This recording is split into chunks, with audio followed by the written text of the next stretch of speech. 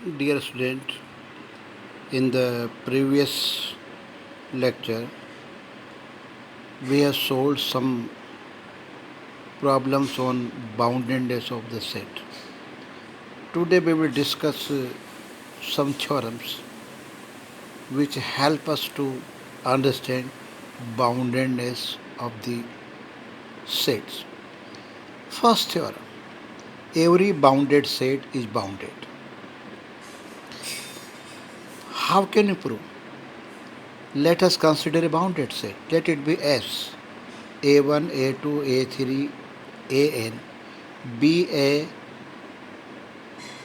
finite set. Let K1 minimum from A1, A2, A3, AN and K2 is maximum from A1, A2, A3, AN. So every member of the set lies between K1 and K2. Hence, S is said to be bounded set. Theorem, every subset of a bounded set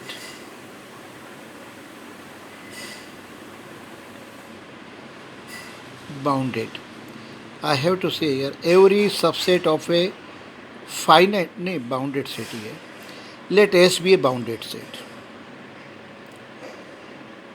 It means there exist two real numbers K1, K2 such that X lies between K1 or K2 for all X belongs to S because S is bounded. Let S1 be any subset of S. It is known white to show that S1 is bounded. Since S1 is subset of S, it means all members of S1 are in the set S. So all members of S1 lies between K1 and K2 also. Hence S1 is also bounded.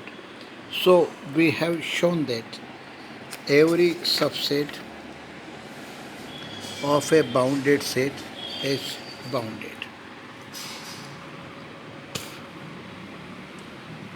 Now we move further concepts.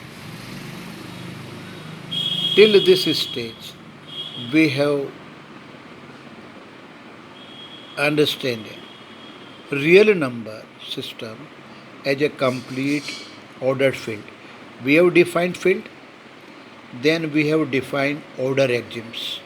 Then real number is a ordered field. Now how can we say that this real number is a complete ordered field? It means an ordered field satisfying the completeness axioms. So what are the completeness axioms? First, if any ordered field is bounded above, if any ordered field is bounded above, it means its supreme exists and contained in F.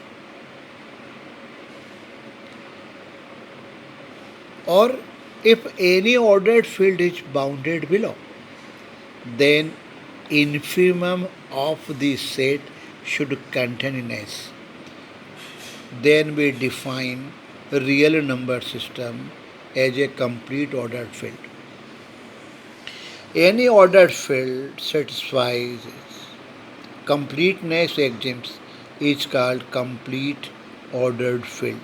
Examples, real number system, a real number set is a complete ordered field.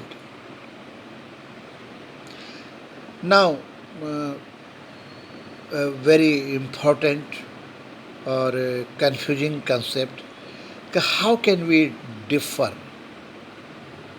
a rational number and irrational number? After observing, we find that they are same. But how can we differentiate. If a number is given, if we transfer into decimal form, then it will terminate after some time, or repeat after some time, then this number will be a rational number. For example, 1 by 2, 0.5, it terminates. 4 by 3, 1.333, 1.3 bar, it means repeats after some time. 7 by 2, 3.5, after converting decimal, it terminates. So such numbers are said to be rational या परिमेय संख्या कहलाती है. Now, how can we define a rational number? A number which is not a rational is called irrational number. It means after converting the number into decimal, if we find it neither terminates nor repeats, then it is called irrational number. For examples, under root 2, 1.41 something, pi, e, log 2 to the base e, these are some few irrational number. Now, another definition of the completeness known as a Dedekind definition. Let R be a set of real numbers. It divided in two parts. These parts are said to be cuts. Suppose L and U. First Dedekind's completeness axiom is L is not equal to 5 and U is not equal to 5. It means both cuts are non-empty sets. Second, Dedekind's concept, union of L and U is a set of real numbers.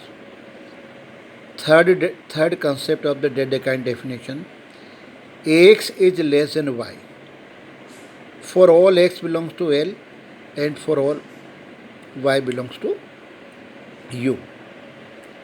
So this is the completeness axioms according to the Dedekind.